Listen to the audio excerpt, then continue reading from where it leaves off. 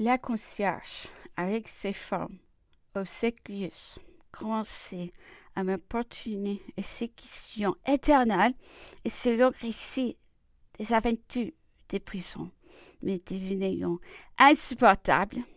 Il venait 8 ou 10 fois par jour, interrompant ainsi mes lectures et mes rêveries. Je fis l'étude de parler devant lui des échecs a-t-il fallu souffrir tous les soirs pendant 3 heures que je fusse battu par lui. Un léger incident heureusement m'en délivra. Ancien huissier de la cour criminelle, il avait vendu sa charge à un homme qui ne le payait pas.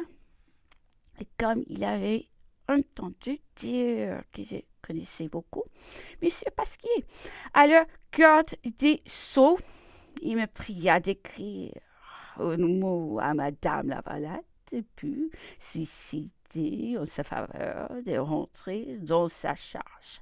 Ma femme, fort défiante, s'est mis dans l'esprit que sous cette relation pouvait être caché quelque trame dangereuse contre moi.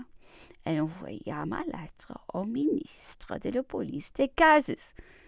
Ces sortes de communications avec les prisonniers sont fort défendues. Le concierge fut déplacé. Ce fut une grande bonne soirée pour nous. À l'époque de mon évasion, cet homme dont le prison était plein de finesse, de sagacité et d'une pénétration désespérante. Mon déguisement l'aurait frappé et jeté partout. On mit sa place sous portele. Créature de Monsieur Descases, plainte, celui-ci était un caractère assez dur. Ses femmes étaient sévères, et même brutales. A-t-il été surtout d'une opinion très exaltée? D'abord, il voulut imiter son prédécesseur dans ses habitudes d'entrer chez moi à toute heure, de provoquer des conversations, et je l'ai pris avec lui de si haut que chez lui imposé dès la première jour, et qu'il s'était un peu dit je ne le vis plus, que le matin et le soir put examiner si tout était en ordre. Je vais choisir pour me défendre Monsieur Trépied, que je ne connaissais pas. Il s'était joint Monsieur Lacroix Fresneville. Mes amis désiraient enfin me faire oublier et m'exprimer souvent le désir que je tombasse malade. Le comte Alexandre de la Rochefoucauld, qui venait assez souvent, me faisait des reproches continuels sur ma santé et sur ce qu'il appelait ma bonne mine. Si vous étiez souffrant, alité, il faudrait bien reculer l'époque du jugement, le temps qu'aimerait peu à peu les passions, votre innocence et vos amis pourrions faire le reste. J'étais de son avis, mais comment trouver une maladie? Je ne pouvais me décider à me casser les bras aux jambes, n'a pas qui veut une fluxion des poitrines ou une gastro-entérite au dernier degré. J'ai gardé donc ma bonne santé à tous les dangers de ma position. Enfin, il fut décidé qu'on commencerait un interrogatoire devant un conseiller de la cour, et ce fut monsieur depuis quand me donna un peu rapporteur.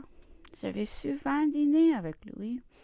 Plusieurs années avant, chez des amis quand j'arrivais devant lui, nous nous reconnûmes. La présence du café mécontent.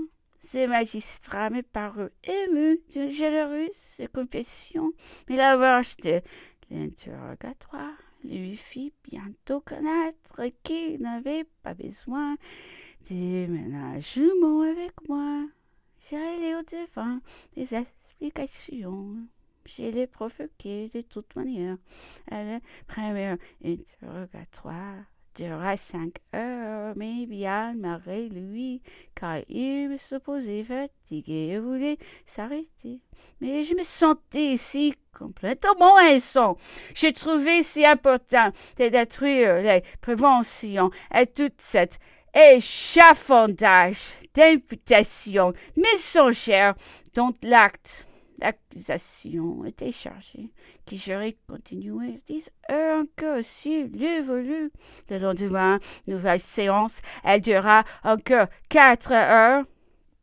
J'ai su par mes amis que M. Dupuis n'avait pas caché son étonnement sur l'importance qu'on donnait à cette cause et que la nouvelle de ma condamnation et exprima son indignation avec une généreuse franchise. Du moins, je crois, s'écouleront entre cet interrogatoire et mon jugement, mais le temps n'est calmé par la haine. Mes amis s'étaient effrayés de la violence des salauds contre moi, les royalistes devenaient furieux au souvenir de leur indigne conduite au mois de mars et cherchaient à la couvrir de ce prétendu complot qui avait révélé l'empereur. Ils s'obstinaient à ne pas douter que je n'eusse été le chef de l'entreprise et les attendre. Une correspondance avec l'île d'Elba avait été très active pendant les 11 mois du premier règne. Selon eux, tous les anciens employés de la poste y avaient participé. Les mails de midi étaient remplis que de mes lettres. Chef commis, courrier, directeur dans les départements, tous avaient été dans les secrets et concouraient à mes incertitudes. Si j'avais été le chef et l'organisateur d'un tel complot, je pourrais m'en vanter maintenant. La conception et l'exécution pourraient me donner une réputation magnifique. Je serais le plus profond des conspirateurs et je pourrais prétendre en grande partie de cette gloire que les peuples accordent trop souvent aux hommes qui se sont illustrés par des vastes entreprises, même quand elles ont un but contraire à la morale et à l'humanité. Mais la vérité avant tout.